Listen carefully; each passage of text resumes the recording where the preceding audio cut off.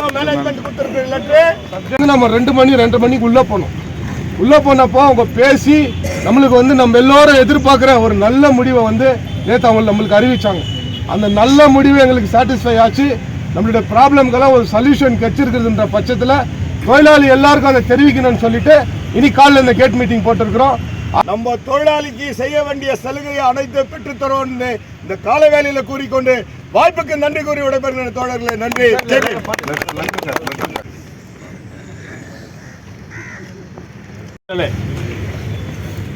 PML நான் permanent workers coordination கமிட்டியின் சார்பாக அனைவரையும் வருக வரவேற்று காலை வணக்கத்தை உரித்தாக்கிக் கொள்கின்றோம்.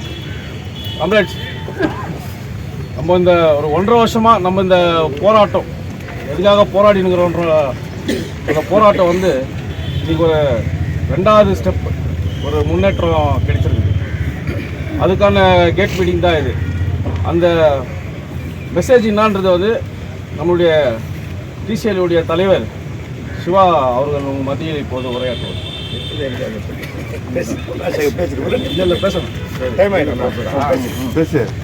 இன்னொரு தோழர்களே, கடந்த 1 வருஷமாக நம்ம போன டிசம்பர் 22ஆம் தேதி நம்ம இந்த சார்ட்டர் ஆஃப் டிமாண்ட் நம்ம கொடுத்து பல்வேறு போராட்டங்கள் நம்ம நடத்தியிருக்கிறோம். அதில் உறுதியான ஒரு பெரிய வரலாறு படுத்த ஒரு போராட்டம் கேஜிஎஃப்ல மைனிங்க்கு அப்புறம் 26 நாள் நம்ம ஸ்ட்ரைக்கு உக்காந்து அந்த ஸ்ட்ரைக்கில் இன்னும் கூட இந்த ஊரில் இருக்கிறவங்களுக்கு ஊரே நம்மளுக்கு ஆதரவு தெரிவித்தா கூட நம்மளுடைய கோரிக்கை என்னன்றது மட்டும் அவங்களுக்கு போய் சேரவே இல்லை. நம்மளோட கோரிக்கை நம்மள பேச்சுவார்த்தைக்கு கூப்பிட்டு நம்மளோட கோரிக்கைங்க மேலே பேச்சுவார்த்தை நடத்தணும். பேச்சுவார்த்தை கூப்பிடணுன்றது தான் அந்த ஸ்ட்ரைக்கோட நோக்கமே தவிர சம்பளம் ஏற்றிடணும். கொஞ்சம் சம்பளம் ஒரு 500 ரூபாய், என்ன பல டைம் நான் சொல்லிக்கிறேன், 500 ரூபாய் சம்பளம் ஏற்றிட்டா அந்த போராட்டம் முடிஞ்சிருக்காது. 500 ரூபாய் சம்பளம் ஏற்றிட்டா மீதி டிமாண்டெல்லாம். அதனால பேச்சுவார்த்தை மூலியமாக மட்டும்தான் நம்மளோட கோரிக்கைங்க நிறைவேறப்படும். அதனால் அந்த ஸ்ட்ரைக்கு எழுச்சி உள்ளே போயிட்டாங்க அப்படின்னு அந்த போராட்டம் அந்த முடிவை பல்வேறு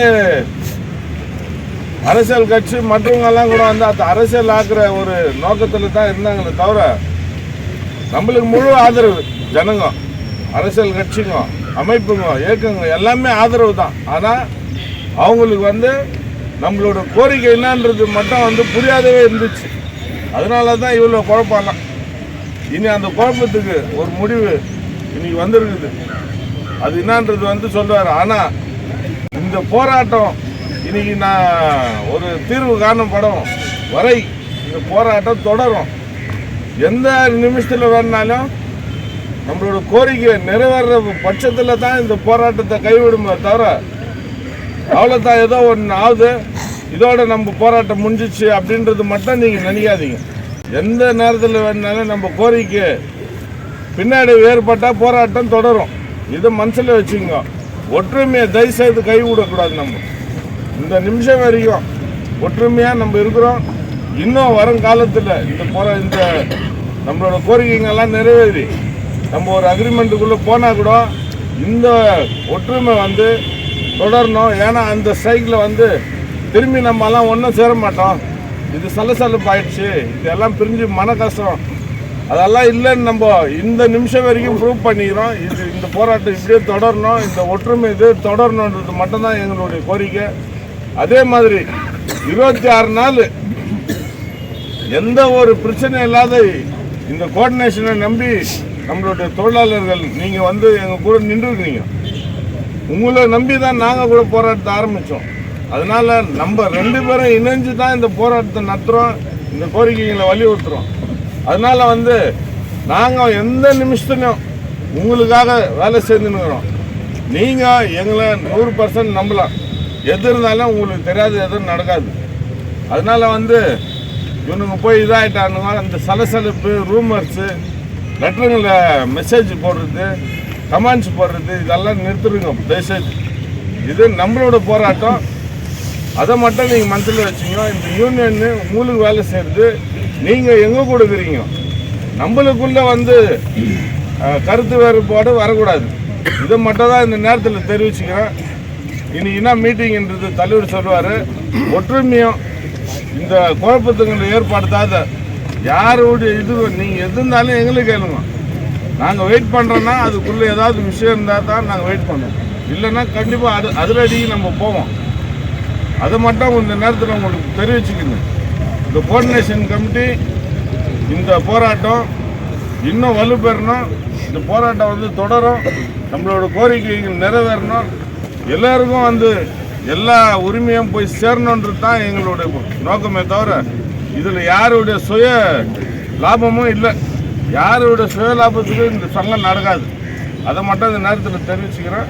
இந்த மீட்டிங்கோட நோக்கம் இது எதுக்காகன்றது நம்ம தலைவர் டீச்சருக்கு பிரசிடென்ட் இந்த கோஆர்டினேஷன் கன்வீனர் தொழிலாளர் தோழர்களே, காம்ரேட் ஜெனரல் செக்ரட்டரி ராஜா அவர்கள் சொன்னது போல எதுக்காக நம்ம போராட்டம் தொடங்கணும்னா நம்ம கொடுத்துருக்கிற சார்ட்டர் ஆஃப் டிமாண்ட் மேல நம்மளை கூப்பிட்டு பேச்சுவார்த்தை நடத்தணும்னு சொல்லிட்டு பேச்சுவார்த்தையில எல்லா பாயிண்ட்ஸ்லயும் பாயிண்ட் பை பாயிண்ட் பேசி நெகோசியேஷன் பண்ணி அதாவது ஒரு பார்கெயின் பண்ணி ஒரு பேச்சுவார்த்தை பண்ணி அதுக்கு ஒரு தீர்வு கொண்டு வரணும், முடிவு கொண்டு வரணும் தான் நம்ம போராட்டத்தை ஆரம்பிச்சோம். கன்சலேஷன் ஆஃபீஸர் கிட்ட நான் உங்களை கூப்பிட்டு பேசுறேன்னு கூப்பிட்டாங்க. திரும்ப வந்து கூப்பிடல. திரும்ப செகண்ட் டைம் நம்ம லேபர் கமிஷனர்கிட்ட போனப்போ திரும்ப எங்களுக்கு டைம் வேணும்னு சொன்னாங்க. அதுக்கு லேபர் கமிஷனர் சொன்னாரு 9ஆம் தேதி வரைக்கும் உனக்கு டைம் ஆனால் அதுக்குள்ளேயே அவங்களை கூப்பிட்டு நீ பேச்சுவார்த்தை நடத்திட்டு தான் வரணும்னு சொல்லிட்டு அவர் சொல்லி அனுப்பிச்சிருந்தாரு. அப்போ நம்ம வெயிட் பண்ணிட்டு இருந்தோம். நேற்றைய தினத்தில் கூட நாங்கள் ஒரு முடிவான ஒரு தீர்மானம் ஒன்று எடுத்தோம். நாளைக்கு நடக்கக்கூடிய இந்த ஃபங்க்ஷன் வந்து நம்ம யாருமே பார்ட்டிசிபேட் பண்ணக்கூடாது. எதுக்காகனா நம்மளுக்கு எந்த விதமான ஒரு சாட்டிஸ்ஃபேக்ஷனும் இல்லை. அவங்க கொடுக்குற ஸ்வீட் வாங்கக்கூடாது, சாப்பிடக்கூடாது நம்ம சொல்லிட்டு கூட ஒரு முடிவு எடுத்துருந்தோம். இதெல்லாம் உங்கள் மத்தியில் ஓப்பனாக சொல்கிறேன். ஏன்னா நம்மளுக்கு எந்த விதமான தீர்வு கிடைக்கலன்னு. அப்போ நம்ம டிசிஎல் யூனியன் சங்கத்தை சார்ந்த நம்மளுடைய தலைவர் சிவகுமார் அவர்கள் ஃபோன் பண்ணுறாரு மேனேஜ்மெண்ட்டுக்கு. இன்னைக்கு எங்களுக்கு ஒரு தீர்வு கிடைக்கலனாக்கா நாளைக்கு கண்டிப்பாக இந்த ஃபங்க்ஷனில் யாருமே பார்ட்டிசிபேட் பண்ண மாட்டோம். ஒரு தொழிலாளி கூட பார்ட்டிசிபேஷன் பண்ண மாட்டாங்க. நீங்கள் கொடுக்குற ஸ்வீட்டும் தேவையில்லை, நீங்கள் கொடுக்குற சாப்பாடு கூட எங்களுக்கு தேவையில்லைன்னு சொல்லிட்டு இன்னைக்கு தீர்வு கிடைக்கணும்னு. அதோடு கூட தீர்வு நேற்றுக்கு நம்மளுக்கு கிடைக்காத பட்சத்தில் நம்மளுக்கு எதிர்பார்க்குற அவங்க கிட்ட இருந்து பதில் வராத பட்சத்தில் எஸ்பி சூப்பரண்ட் ஆஃப் போலீஸ்க்கு, டிஎஸ்பி, சர்க்கிள் இன்ஸ்பெக்டர், எஸ்ஐ எல்லாருக்கும் லெட்டர் ரெடி பண்ணிட்டு அவங்களுக்கு வந்து just for information from Thursday we are going to strike ன்னு சொல்லிட்டு அகைன் நாங்கள் ஸ்ட்ரைக் ஆரம்பிக்க போகிறோன்னு லெட்டரை கையில் வச்சுன்னு நேற்று மேனேஜ்மெண்ட் கிட்ட போனோம். மேனேஜ்மெண்ட் கிட்ட அவங்க வந்து நேற்று வந்து எங்களை கூப்பிடுறேன்னு சொல்லிட்டு விஷுவல் கான்ஃபரன்ஸில் வந்து சிஎம்டி கூட மீட்டிங் இருந்துச்சு. அந்த மீட்டிங்கை முடிச்சுட்டு நம்மளை வந்து நேற்று 1:30 மணிக்கு கூப்பிடுறேன்னு சொல்லிட்டு அவங்க டைம் லைன் கொடுத்துருந்தாங்க. நேற்று வந்து நம்ம 2 மணிக்கு உள்ளே போனோம். உள்ளே போனப்போ அவங்க பேசி நம்மளுக்கு வந்து நம்ம எல்லோரும் எதிர்பார்க்குற ஒரு நல்ல முடிவை வந்து நேற்று அவங்க நம்மளுக்கு அறிவிச்சாங்க.